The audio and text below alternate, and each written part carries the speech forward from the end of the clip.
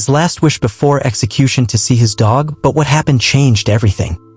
The sky over Ironwood Prison was painted in muted shades of gray as the sun crept over the horizon. Inside cell block D, a silence hung heavy in the air, broken only by the distant clang of metal doors and the shuffling of guards beginning their morning rounds. In cell 47 sat Marcus Hale, a man whose face had been splashed across newspapers and courtroom sketches for the better part of a year. Accused and convicted of a brutal double homicide, he now had less than 48 hours before his scheduled execution. But Marcus wasn't thinking about the gavel, the witnesses, or the cold eyes of the jury. He was thinking about Eclipse, a black Labrador mixed with amber eyes and a soul that had once saved his own. When the warden entered with 2 guards in tow, Marcus stood silently. "I have a request," he said, voice calm, steady, almost too steady for a man whose life was measured in hours. Warden Clive raised a brow. "A request? My last wish before I go. I want to see Eclipse. One last time." There was a pause. This wasn't the usual final meal or spiritual counsel. A dog? In a maximum security prison? Unusual, yes, but not impossible. Clive looked into Marcus's eyes and saw something he hadn't expected. Not fear, but longing. "We'll see what we can do," he said, turning away. "No promises." Marcus sat back down, eyes to the floor. He had nothing left to prove to the world. No one had believed him anyway, not about the case, not about what really happened that night. But Eclipse. Eclipse had been there. And she remembered. The next morning, the guards opened Marcus's cell early. His hands were cuffed, but he wasn't led to the execution chamber. Instead, Warden Clive met him with a quiet nod. "She's here," he said simply. Outside, beyond the high fences and stone walls of Ironwood, a van from the local animal shelter had pulled in under heavy security. Out stepped a young woman, Lena Grant, Eclipse's temporary caretaker. She had no idea why a prisoner on death row had requested the dog, but she could see something in Eclipse's eyes the moment they entered the prison gates, something fierce, loyal, and strangely determined. As soon as Eclipse was led into the visiting room, the black-furred dog pulled against her leash, whining, ears perked. She could smell him. "Marcus." The door opened.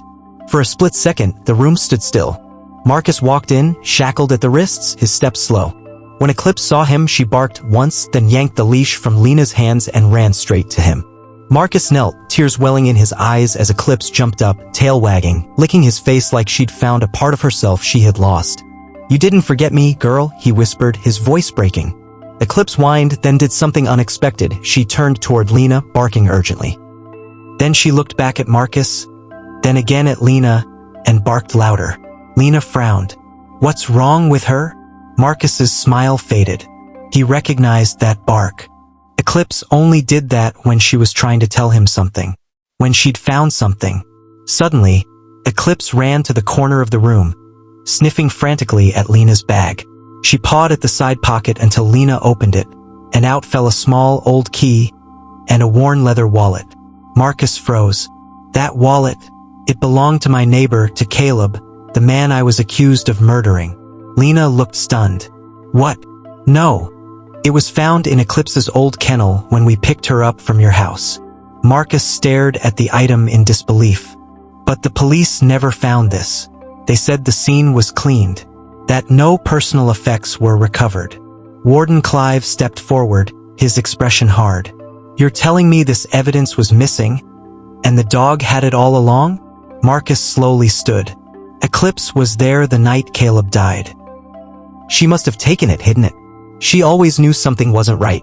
For the first time, the room didn't see a prisoner, they saw a man with tears in his eyes and a dog by his side, holding on to the only proof he might not have been guilty after all. Lena, now visibly shaken, opened the wallet with trembling hands. Inside were 2 things, an old photo of Caleb with another man and a folded piece of paper with faded ink. It was a handwritten confession. As Warden Clive read the note aloud, the room fell silent.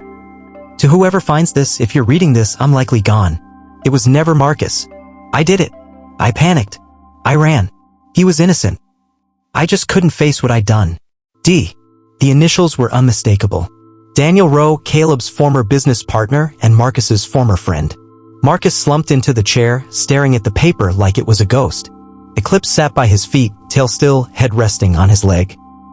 She had carried the truth with her all this time, waiting for someone, anyone, to listen. "I told them," Marcus whispered.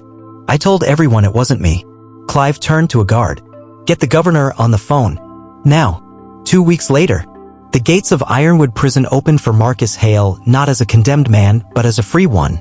His charges were overturned after an emergency appeal, and the real killer, Daniel Rowe, was tracked down and arrested thanks to the wallet's contents and Eclipse's unexpected role in recovering it.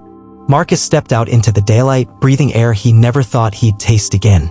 Eclipse ran ahead of him, stopping to look back as if to say, "Come on, we've got life to live." Reporters swarmed the story. Dog saves man from death row, final wish leads to justice, innocence found in the eyes of a dog. But for Marcus, it was never about headlines. It was about a bond forged in loyalty, suffering, and unshakable love. Marcus now volunteers with a group that trains dogs for therapy and search work. Eclipse lies next to him on a quiet porch outside the city, older now but just as alert. "She never gave up on me," Marcus says to a visiting reporter. "She remembered what the world forgot, that the truth has a heartbeat. And in my case, it barked."